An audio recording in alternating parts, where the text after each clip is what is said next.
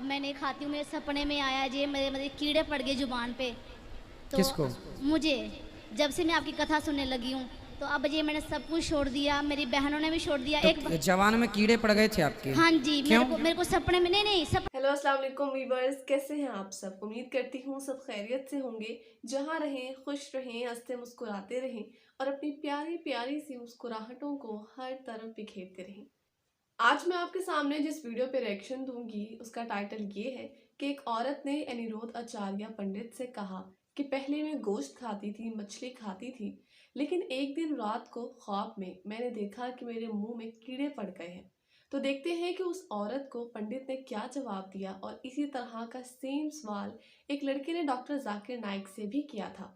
तो ये भी देखेंगे कि डॉक्टर जाकिर नाइक ने उस लड़के को भी क्या जवाब दिया। लेकिन इस वीडियो को स्टार्ट करने से पहले अगर आप लोगों ने मेरे चैनल को सब्सक्राइब नहीं किया है तो मेरे चैनल को सब्सक्राइब कर लीजिएगा, और अगर वीडियो अच्छी लगे तो लाइक और शेयर ज़रूर कर दीजिएगा। So let's start the video. अब मैं नहीं खाती हूँ, मेरे सपने में आया जे मेरे मेरे कीड़े पड़ गए जुबान पे। तो किसको? मुझे, जब से मैं आपकी कथा सुनने लगी हूँ तो अब ये मैंने सब कुछ छोड़ दिया, मेरी बहनों ने भी छोड़ दिया। तो जवान में कीड़े पड़ गए थे आपके? हाँ जी, क्यों? मेरे को सपने में, नहीं सपने में आया मेरे को। अच्छा, सपने में? हाँ, मैं मीट खाने से कीड़े पड़ गए मेरे जुबान पे। मैं अच्छा, खाने लगी तो उसको कीड़े आप थे। मांस खाते हैं? पहले हम खाते थे, अब छोड़, जब से मैं आपकी कथा तो में जुड़ी देखिए, हूँ। सपने में भगवान ने कह दिया कि यदि मांस खाओगे तो ऐसे कीड़े पड़ेंगे। हाँ। लेकिन देखो, आप बच गए भगवान की गुरुजी, शरण में मैं उसी आके। दिन से मैंने छोड़ दिया, फिर मेरा मन बिल्कुल भी नहीं किया। बहन सारा परिवार को बोलना कोई मांस वांस ना वो नहीं खाए। खाता, अभी मेरी बहन नहीं खाती जो है। मांस इत्यादि खाते हैं, देखो इन्हें सपने में ये आया, भगवान जी ने बस एक सपना मिनट दिया और कि पूछना। कीड़े पड़ रहे हैं। कीड़े पड़ जाते हैं जो मांस इत्यादि का सेवन करता है। अच्छा, यही दुर्गति होती है, लेकिन लोग समझते नहीं हैं। मेरा नाम महेश कदम है और मैं चिताकाम डी सेक्टर से हूँ। तो मेरे को ये सवाल पूछना है कि आज से 6 महीने पहले की बात है। मैं बहुत बीमार था और ये डॉक्टर जाकिर मैंने नाइक इसका बहुत जवाब अपना दिया। इलाज कराया, लेकिन मेरे को कुछ फ़र्क नहीं पड़ा। तो मेरे को फ़र्क क्यों नहीं पड़ रहा करके ये बात को मैं बहुत सोच रहा था। तो मुझे मालूम पड़ा कि मैं जिस इलाके में रहता हूँ वो एरिया में गोश्त खाने के लिए मनाही है। तो थोड़े दिन के बाद मैं चिता कैम्प में आया। चिता कैम्प में आने के बाद में मैं जो बचपन से जो खाता था वही चीज़ को मैं रिप्ले किया और मेरी हालत सुधर गई। मेरा 16 किलो वज़न कम था जो बाद में लेवल में आ गया। तो बोलने का मतलब ये है कि ये जो मैं सवाल पूछ रहा हूँ आपको, ये सवाल मेरे लिए या गैर मुसलमान भाइयों के लिए नहीं है, स्पेशली मेरे औरत के लिए। ये इसके लिए क्योंकि इस वक्त वो आपको टीवी पे देख रही है। मैं तो आज इस्लाम कबूल करने वाला हूँ। तो मैं मेरी औरत को ये बताना चाहता हूँ कि आपका मैं एक बार पहले एक लेक्चर में सुना था कि इंसान का जो ये जो दांत होता है, सुभान अल्लाह, वो कितनी दांत की जो खूबसूरत रचना बात की है। गई है वो गोश्त खाने के लिए भी है। और मेरे दोस्त लोग ने अभी बोला मेरे को कि 2 दिन पहले आपके लेक्चर में आपने बोला था इस्लाम हमको ये नहीं बोलता कि गोश्त ही खाओ तुम, समझे। आप परसों के दिन में मेरे शायद बोले थे कि गोश्त महंगा हुआ है, आप सब्जी भी खा सकते हो। तो तो मेरे को ये बोलना है, मैं उससे छुप छुप के गोश्त खाता हूँ जो मेरे को खाना ही है हर हाल में, क्योंकि वही मेरी बॉडी के साथ लेवल करता है। तो हाँ, क्योंकि मैं वैसा बचपन से मैं हूँ वैसा ही। लेकिन मेरी औरत हैंडीकैप्ट है मेरी औरत, और मैं उससे बहुत प्यार करता हूँ। और मैं चाहता हूँ कि वो भी इस्लाम धर्म ले आपकी बात सुन के। अच्छा, दूसरी बात ये है कि उसको ये बोलिए आप कि आप इस्लाम धर्म कबूल कर रहे हो तो आपको गोश्त खाना कोई ज़रूरी नहीं है। मैंने तो अभी तक कभी ज़बरदस्ती किया नहीं है और आगे भी करूँगा भी नहीं। तो मेरा सवाल ज़रा ज़्यादा तो नहीं हो रहा? समझ गया हूँ मैं भाई साहब, समझ गया हूँ। ज़्यादा है लेकिन समझ गया हूँ। मुझे आदत है लोग से सवाल सुनने की, और जितना कठिन सवाल उतना मुझे मज़ा आता है। बिल्कुल। भाई साहब ने समझ कहा गए कि डॉक्टर जाकिर। वो ऐसे इलाके में रहते थे ना, गोश्त लोग नहीं खाते थे, गोश्त नहीं खाने की वजह से बीमार हो गए। फिर चीता का मैं गोश्त खाने की वजह से नहीं सर, एक्चुअली मैं दूसरी चीज़ की वजह से वीक हो गया था, लेकिन जो मेरी खुराक थी वो मेरे को नहीं मिल रही थी। हमें इंशाल्लाह जवाब को कंप्लीट करूँगा, फिर आपको मिल जाएगा इंशाल्लाह। मैं आपका सवाल समझ चुका हूँ और सुन भी चुका हूँ, और मैं मेडिकल डॉक्टर भी हूँ। हाँ बराबर। मैं इस्लाम और कंपैरेटिव रिलीजन के अलावा एक मेडिकल डॉक्टर भी हूँ। भाई साहब बीमार हो चुके थे और गोश्त नहीं खाने की वजह से फिर से रिकवरी नहीं मिल रही थी। जब चिता कैंप में आए तो गोश्त खाने लगे और रिकवर हो गए और 16 किलो वजन भी बढ़ गया उनका। और उनको गोश्त खाने की आदत है बचपन से, क्योंकि गोश्त के अंदर मेडिकल साइंस आज ये कहती है कंप्लीट फूड है। जिस्म के अंदर अमाइनो एसिड की ज़रूरत लगती है 23 अमाइनो एसिड की, जिसमें से 8 अमाइनो एसिड जिस्म में खुद पैदा नहीं होते, उसे कहते हैं इसेंशियल अमाइनो एसिड। और ये खुराक में लेना, अपने खाने में लेना ज़रूरी है। कोई भी वेजिटेबल फूड में कंप्लीट प्रोटीन सारे 8 अमाइनो एसिड मौजूद ही नहीं है। अब जब फ्लैश खाते, गोश्त खाते, इसमें 8 अमाइनो एसिड मौजूद है जो वेरी गुड प्रोटीन है। पूरे जवाब के लिए इंशाअल्लाह कल मेरी तकरीर है जिसमें मैं ये वादे तौर के ऊपर डिटेल में जवाब दूंगा। लेकिन आपका मेन सवाल था, आपका पहले सवाल का जवाब दूंगा और एक सवाल पूछना चाहते हैं आप? सवाल 1 2 बाद में कतार के पीछे, फिर आप वापस आ सकते हैं।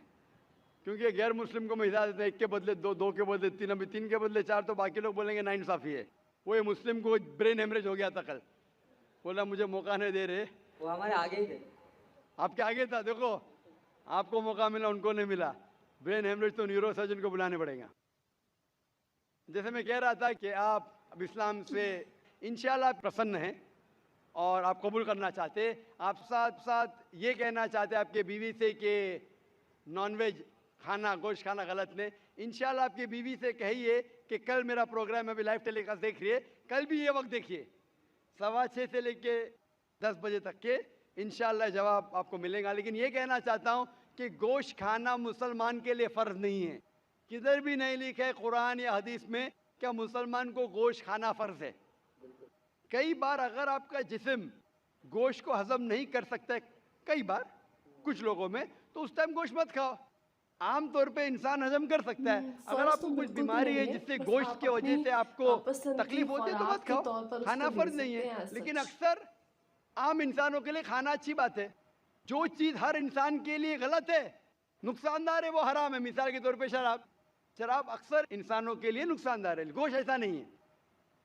लेकिन आपकी बीवी को अगर गोश्त पसंद नहीं है और उसे गोश्त का टेस्ट पसंद नहीं है या अच्छा नहीं लगता, वो बिल्कुल फिर भी अच्छी मुसलमान रह सकती है अगर मानती है कि खुदा एक है और बुत परस्ती नहीं करती है। मेरी औरत ये समझती है कि अगर मैं मुसलमान बनता हूँ तो मैं कंपलसरी गोश्त खाऊंगा और उसको भी खिलाऊंगा। तो वो आप अपने तरीके से बताओगे तो थोड़ा फर्क पड़ेगा। भाई को डर है क्या उसकी बीवी समझती है कि अगर ये भाई मुसलमान बन गए तो उसके लिए कंपलसरी और बीवी को खिलाना भी कंपलसरी, उसके लिए भी कंपलसरी नहीं और बीवी को खिलाना कंपलसरी बिल्कुल नहीं है। और एक बात कहूंगा मैं, भाई साहब आप ये कह सकते हैं कि मैं मुस्लिम बनूंगा, आप भी मुस्लिम बन गए तो मैं गोश्त खाना छोड़ दूंगा। अगर आपकी बीवी इस्लाम कबूल करने को राजी है आपके गोश्त नहीं खाने की वजह से, तो मैं आपसे इल्तिजा करूंगा, दरख्वास्त करूंगा कि गोश्त खाना छोड़ दो इस्लाम कबूल करने के बाद। आपकी बीवी अगर इस्लाम कबूल करती है तो दोनों को निजात मिलेंगी। ये होता है सैक्रिफाइस करना बीवी के लिए। बिल्कुल ऐसा ही करूंगा। जैसे कहा था कि एक सजदा जिसे तू समझता था गिरा है, एक सजदा जिसे तू समझता था गिरा है, हजारों सिजदे से देता है आदमी को नजात। मतलब जिससे डर है आपके बीवी को कि इस्लाम कबूल करेंगे, कबूल कर लेंगी तो इंशाअल्लाह बाकी परेशानी से उसे निजात मिलेंगी। मैं आपसे पूछना चाहता हूँ भाई साहब, आप इस्लाम कबूल करना चाहते हैं? बिल्कुल करना चाहता आप मानते हैं कि खुदा एक है? बिल्कुल एक। आप मानते हैं कि बुत परस्ती गलत है?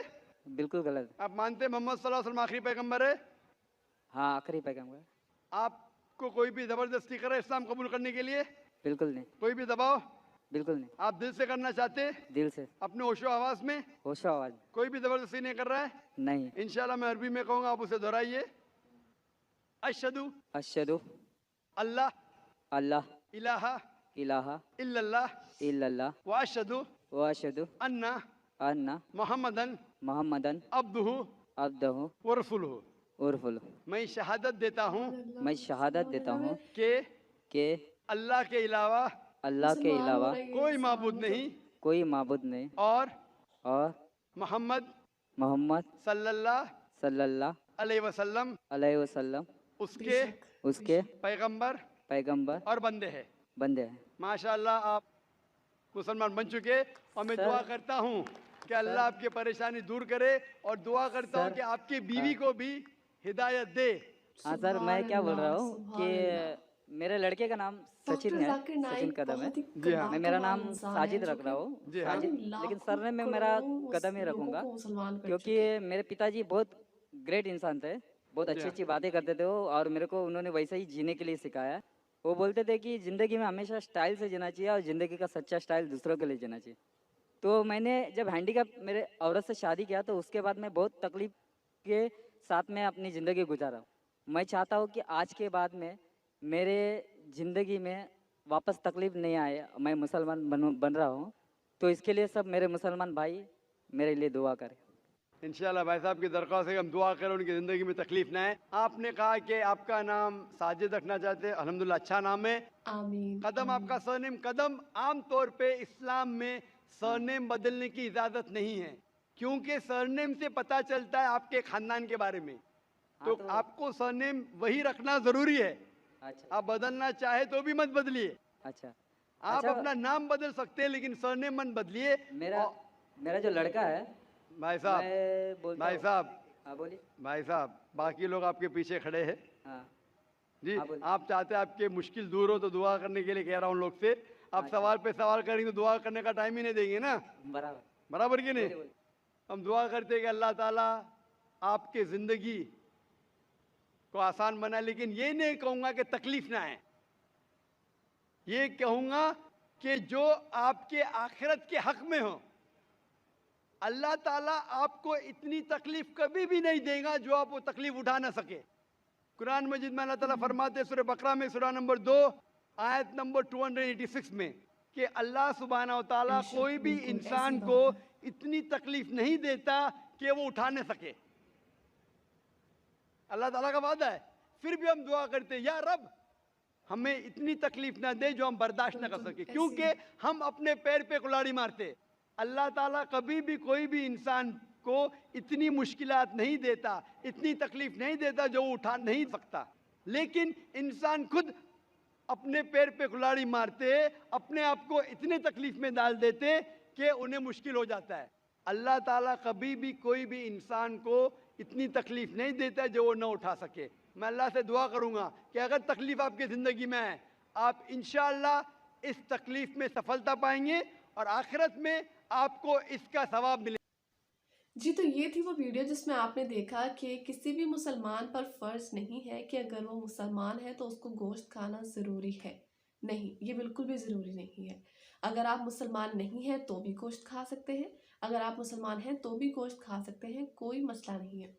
दूसरी बात ये कि जब इंसान को अल्लाह ताला की तरफ से कोई तकलीफ़ मिलती है तो उसको रोना पीटना नहीं चाहिए, उसको उस तकलीफ़ को बर्दाश्त करना चाहिए। अल्लाह आपको तकलीफ़ देता ही क्यों है? आपकी आज़माइश के लिए, ताकि आप सब्र करें तो अल्लाह खुश हो। तो अल्लाह कुरान में फरमाते हैं कि बेशक अल्लाह सब्र करने वालों के साथ है और अल्लाह कभी भी अपने बंदे को उसकी इस्तिताअत से ज़्यादा तकलीफ़ नहीं देता। तो ये बहुत ही ज़्यादा इन्फॉर्मेटिव वीडियो है, मुझे बहुत अच्छी लगी। अगर आपको भी ये वीडियो अच्छी लगी है तो कमेंट सेशन में राय का इजहार ज़रूर दीजिएगा। इसके साथ साथ मैंने इस वीडियो का लिंक डिस्क्रिप्शन में दे दिया है। इस चैनल को भी सब्सक्राइब कीजिएगा और मेरे चैनल को भी सब्सक्राइब कर दीजिएगा। अपना बहुत सारा ख्याल रखिएगा। अल्लाह हाफिज़।